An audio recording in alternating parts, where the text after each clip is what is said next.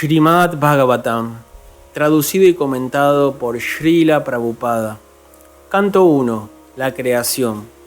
Capítulo 2. Divinidad y servicio divino. Texto 14.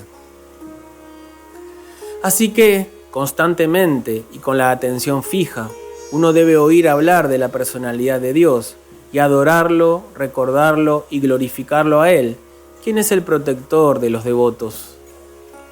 Significado. Si llegar a comprender la verdad absoluta es el objetivo fundamental de la vida, debe realizarse por todos los medios. En cualquiera de las castas y órdenes de vida anteriormente mencionadas, los 4 procesos, es decir, glorificar, oír, recordar y adorar, son ocupaciones generales. Nadie puede existir sin estos principios de vida. Las actividades del ser viviente implican ocuparse en estos 4 principios diferentes de vida. Especialmente en la sociedad moderna, todas las actividades dependen más o menos de oír y glorificar. Cualquier hombre de cualquier nivel social se vuelve muy conocido en la sociedad humana en muy poco tiempo, si tan solo los periódicos lo glorifican veraz o falsamente.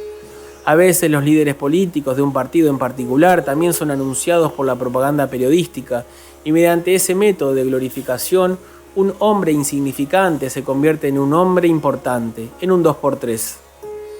Pero semejante propaganda a base de la glorificación falsa de una persona inepta no puede producir ningún bien, ni para el hombre en particular, ni para la sociedad.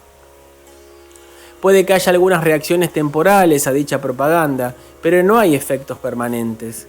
Por lo tanto, esas actividades son una pérdida de tiempo. El verdadero objeto de glorificación es la suprema personalidad de Dios, quien ha creado todo lo que se encuentra manifestado ante nosotros.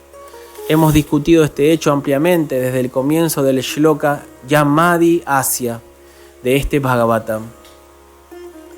La tendencia a glorificar o escuchar a los demás debe dirigirse hacia el verdadero objeto de glorificación, el Ser Supremo. Y el resultado de eso será la felicidad. Texto 15. Con recordar a la personalidad de Dios, los hombres inteligentes, espada en mano, cortan por completo los nudos de amarre al trabajo reactivo, karma. Por lo tanto, ¿qué no le prestará atención al mensaje de él? Significado. El contacto de la chispa espiritual con los elementos materiales crea un nudo, que debe ser cortado si uno desea liberarse de las acciones y reacciones del trabajo fruitivo. Liberación significa estar libre del ciclo del trabajo reactivo. Esa liberación ocurre de forma automática para aquel que recuerda constantemente los pasatiempos trascendentales de la personalidad de Dios. Eso se debe a que todas las actividades del Señor Supremo, su lila, son trascendentales a las modalidades de la energía material. Son actividades espirituales supremamente atractivas y, en consecuencia, asociarse constantemente con las actividades espirituales del Señor Supremo espiritualiza gradualmente al alma condicionada y finalmente cercena el nudo del cautiverio material.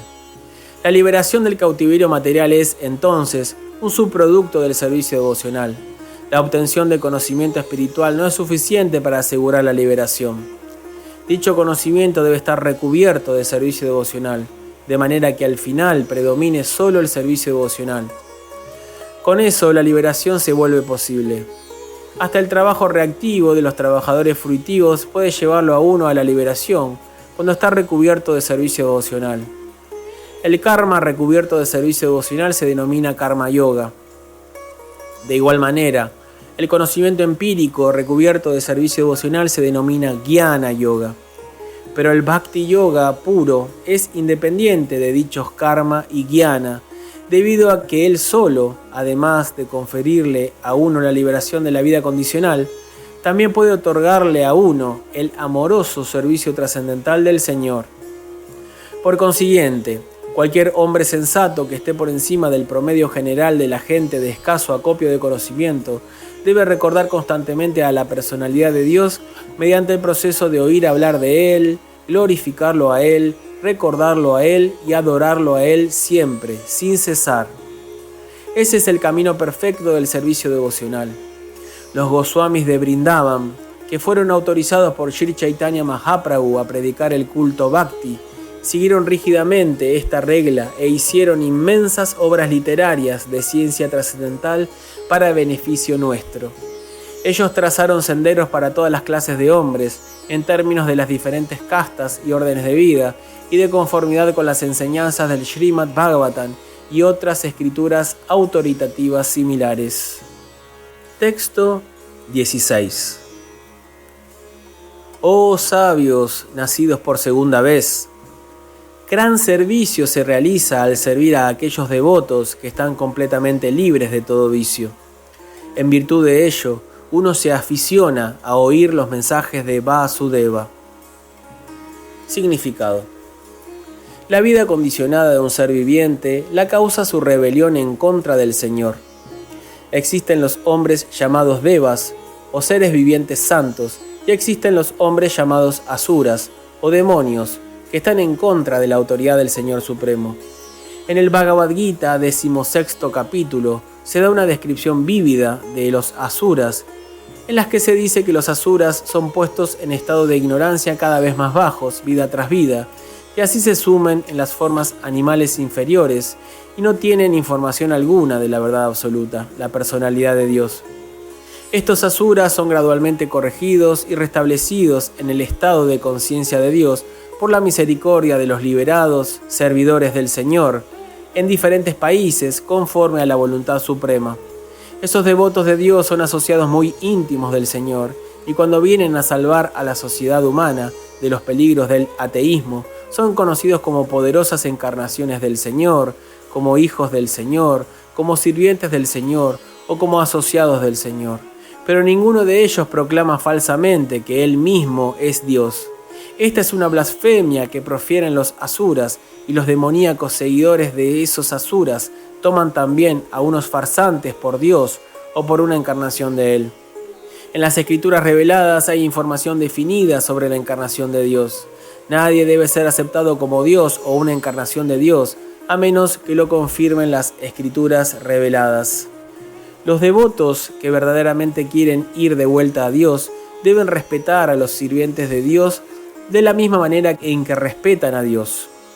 Dichos sirvientes de Dios reciben el nombre de Mahatmas o Tirtas, y ellos predican conforme al tiempo y lugar particulares. Los sirvientes de Dios exhortan a la gente a volverse devotos del Señor. Ellos nunca toleran que se les llame Dios. Sri Chaitanya Mahaprabhu era Dios mismo, según la indicación de las escrituras reveladas, pero él desempeñó el papel de un devoto. La gente que sabía que él era Dios se dirigía a él llamándolo Dios, pero él solía taparse los oídos con las manos y cantar el nombre del Señor Vishnu. Él protestaba enérgicamente en contra de ser llamado Dios, aunque indudablemente era Dios mismo. El Señor se comporta así para ponernos en guardia en contra de hombres inescrupulosos que disfrutan de que se les llame Dios. Los sirvientes de Dios vienen a propagar el cultivo de la conciencia de Dios, y la gente inteligente debe cooperar con ellos en todo aspecto.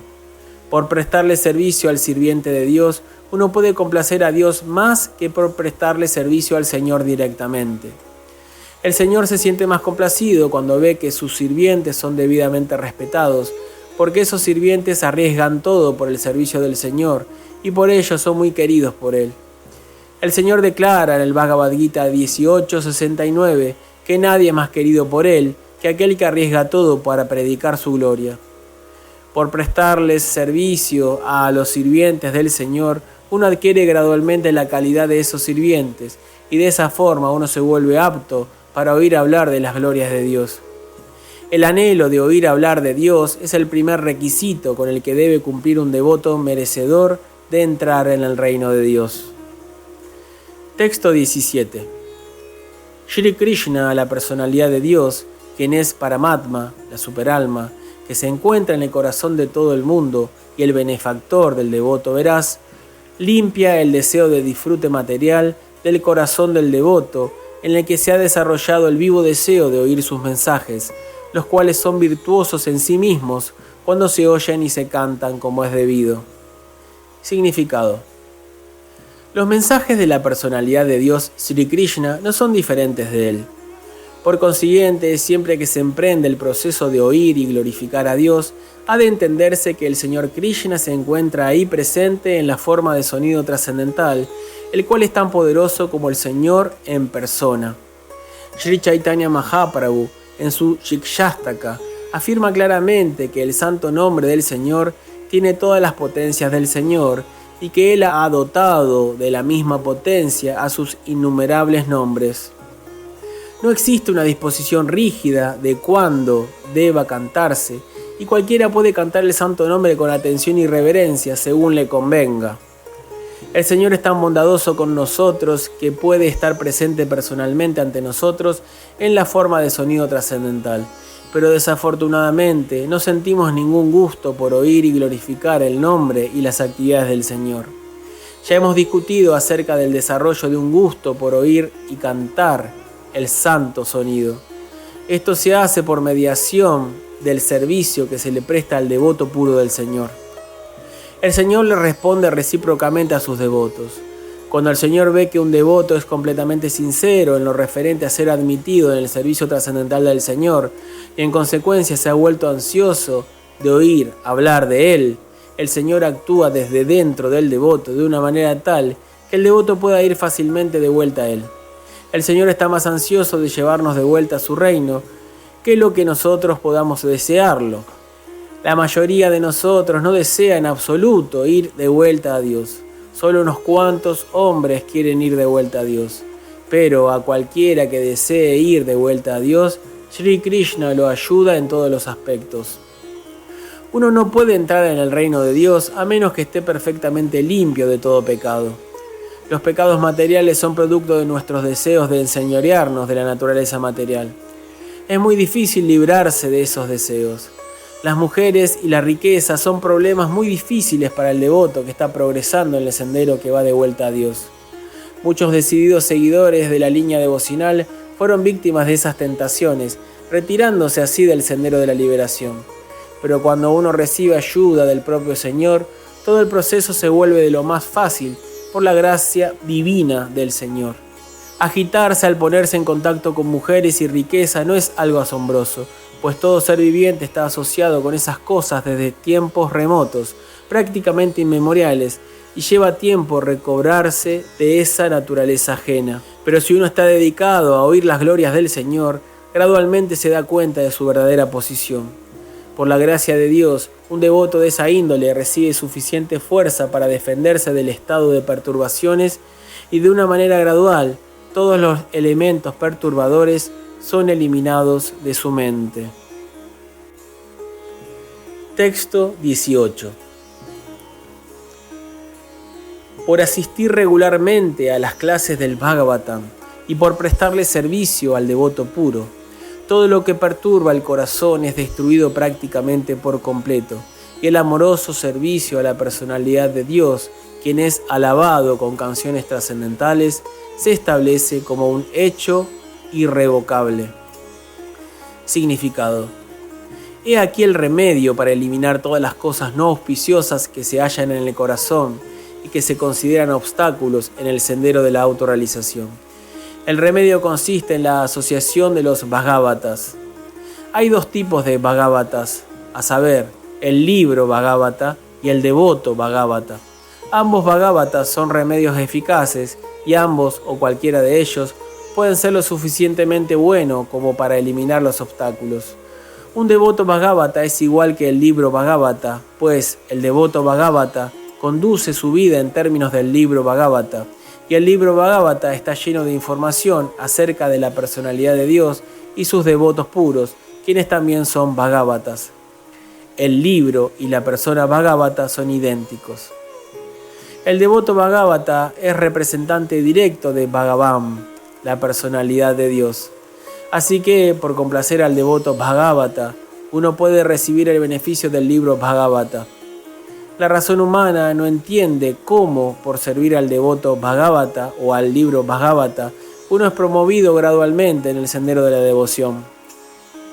Pero, en verdad, esos son hechos que Srila Narada Deva ha explicado. En su vida anterior, Srila Narada Deva resultaba ser hijo de una sirvienta. La sirvienta se dedicaba al servicio doméstico de los sabios y en consecuencia también él tuvo contacto con ellos. Y simplemente por asociarse con los sabios y comer los remanentes de la comida dejada por ellos, el hijo de la sirvienta tuvo la oportunidad de volverse el gran devoto y la personalidad de Srila Narada Deva. Esos son los efectos milagrosos de la asociación con Bhagavatas, y para entender esos efectos de una manera práctica, debe notarse que mediante esa sincera asociación con los Bhagavatas, es seguro que uno recibirá muy fácilmente conocimiento trascendental, con el resultado de volverse fijo en el servicio devocional del Señor. Cuanto más progreso se haga en el servicio devocional bajo la guía de los Bhagavatas, más uno se vuelve fijo en el amoroso servicio trascendental del Señor. Los mensajes del libro Bhagavata, por consiguiente, tienen que ser recibidos de labios del devoto Bhagavata, y la combinación de estos dos Bhagavatas ayudará al devoto neófito a progresar cada vez más.